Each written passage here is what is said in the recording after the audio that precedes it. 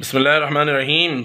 Solution of inflation के हवाले से हम गुफ्तगू कर रहे थे, महंगाई का हल। और इस ज़मीन के अंदर हम ये बात कर चुके हैं कि हमें अल्लाह ताला का शुक्र अदा करना चाहिए, अपनी दुआओं के अंदर खूब अल्लाह से मांगे कि अल्लाह ताला खूब बरकतें हमारे रिस्क में अता फ़रमाए। अल्लाह से खूब मांगना है।